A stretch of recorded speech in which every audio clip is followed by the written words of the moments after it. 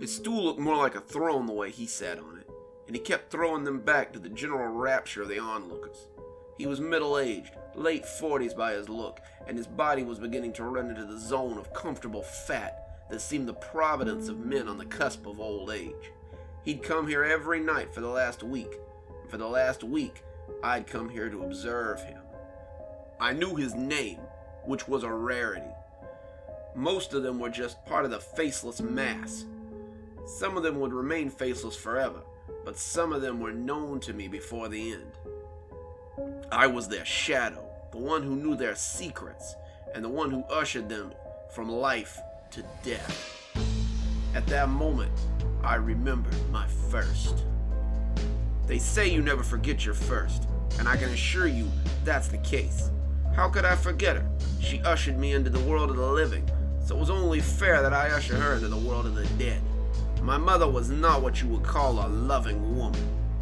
My father left shortly after my birth, and my mother became a hateful, gin-soaked creature who lived to work, drink, and remind me of how worthless I was.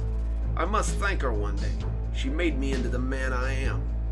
All those years of being told how I was garbage, a waste of space, and now I'd never amount to anything, had crafted me into a humble target for her to hurl her rage at. Until that one night when I'd finally had enough. She was dying. That was plain enough to see. It was a close race between the booze and the smokes to see who could come out on top. The arthritis was making a nuisance of itself as usual, and as I cut her meat, she continued to pick at my subconscious like a junkie picking at scabs. The meat wasn't cut small. Now it was cut too small. It was a funny shape, and what could she expect from a worthless pile of shit like me after all? She was ashamed of her weak, servile son, and if there was any justice in this world.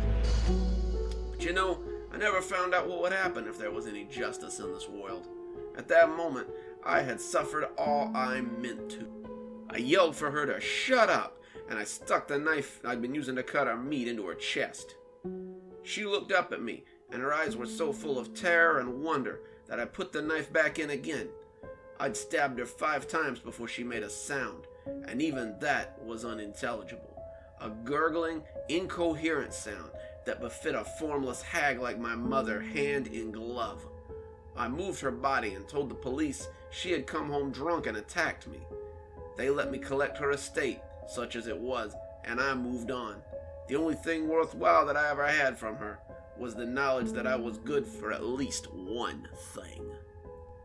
He got up from the stool, and I tensed as I came out of my memories. He took a step for the door, but then changed his mind and walked to the bathroom instead. I settled myself and waved the waitress away when she starts to check on me. This was not the dying place I had planned for him, but I could feel his time getting close. I used the money I'd gotten from my mother's estates to travel. When I say travel, you probably think of planes or buses, but my mother's estate had mostly come in unpaid bills. $50 in a savings account, another $500 she'd hidden in the bookcase and forgotten about, and $1,500 in a life insurance policy I'd never known existed. I sold all the possessions she had left her debts unsettled, and melted into the exciting world of public vagrancy.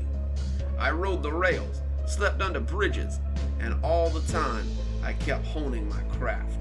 I killed a bum in New York that was found in a river later, his pockets holding $500 and a dirty picture of a woman.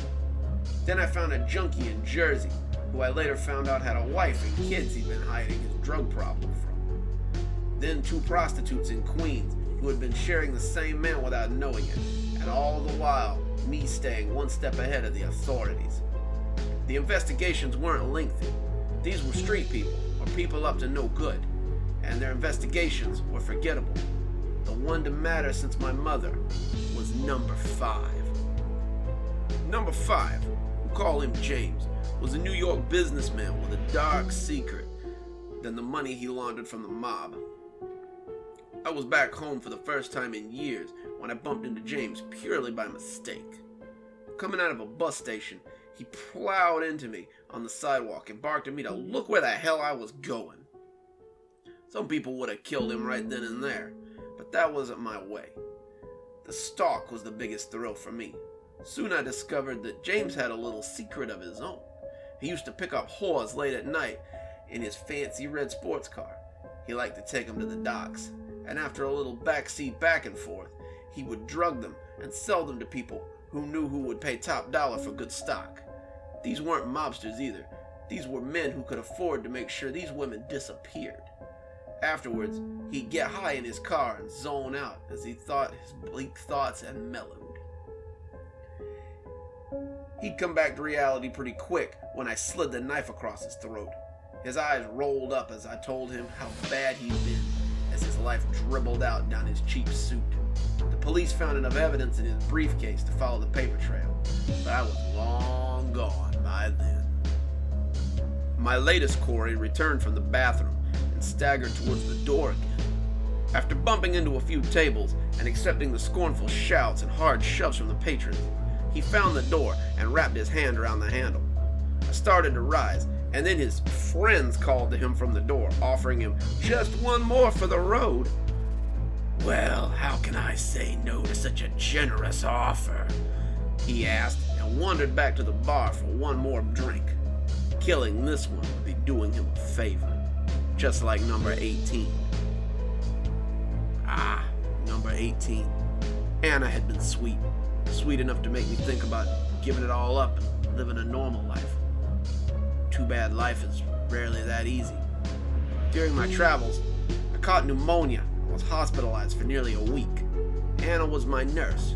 She was the sweetest person I'd ever met, and after bringing me back from the brink of death, she found out I was homeless and wandering and invited me to stay with her until I could get back on my feet. I stayed with her for nearly a year, and the two of us became closer than we'd expected. In that year, I never once felt the urge to kill. We'd been planning our wedding when they diagnosed her with cancer. As she underwent chemotherapy, tried new diet after miracle cure, after experimental treatment, I went back to my old respite.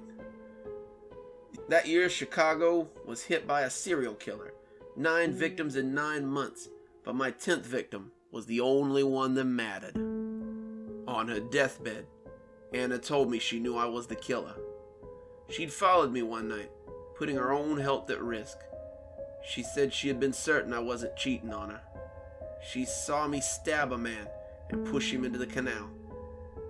She was tired of living, tired of the pain, and she asked me to be her mercy angel. I gave her what she wanted. By the time the air bubble in her IV killed her, I was already gone.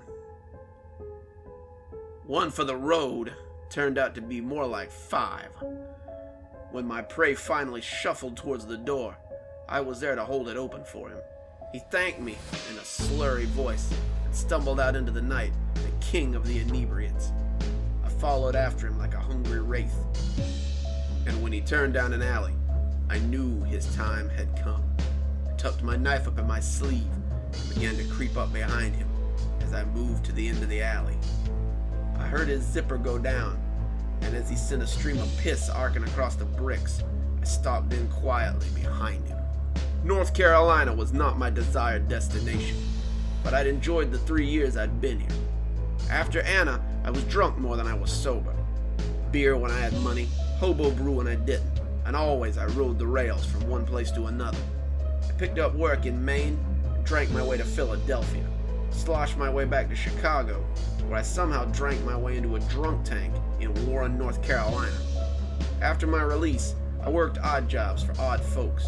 I landed a steady gig as a day cook in a little greasy spoon diner, and only felt the urge to kill a few times. The people in Warren were good people, and the people I killed were bad people, people who had tainted that image. A rapist I knew from my days on the rails who blew into town and started doing his old stalking. A foul-mouthed drunk who kept driving after they took his license. A woman with a taste for married men. And finally, Mr. Ham here, number 23. Mr. Ham, though, he was the worst of the bunch. He hated the homeless with a passion, and I suspected that he had killed some of my fellow rail riders for imagined crimes. I had watched him for a week, marked his movements carefully, and now it was time to see him put away for good. I raised the knife as I came up behind him and prepared for the strike that would take him while he urinated. That's when he turned, and his arc of piss hit me full in the face. I stumbled backwards, momentarily blinded, and a solid blow took me to my knees.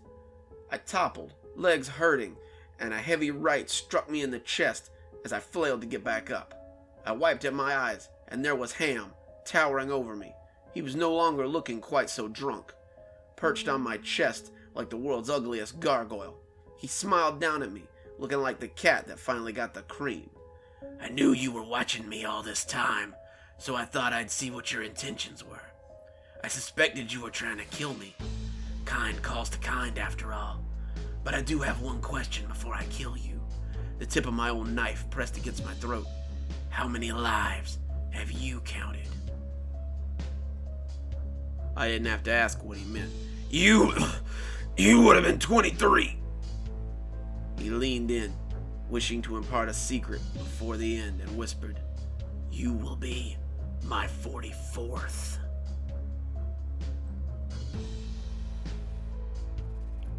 Good evening, my little creeperonis. It's me, Dr. Plague. Thank you so much for joining me for my Wednesday throwback story. 23 is, of course, from my first book, Internet Nightmares, which is available on Amazon. I'll leave a link in the description if you'd like to read along with us next week. Next week, we're going to be doing Grandmom's Love, which is a chilling story about the love between a grandchild and his grandmother, and maybe about how things aren't always what they seem. On Sunday, I'll be reading a new story that I'll be posting to Reddit today called I Can Scare You, about a cursed computer game, and I'll leave it at that, so it's a little bit of a surprise. Anyway, thanks for joining us. Dr. Plague, signing off.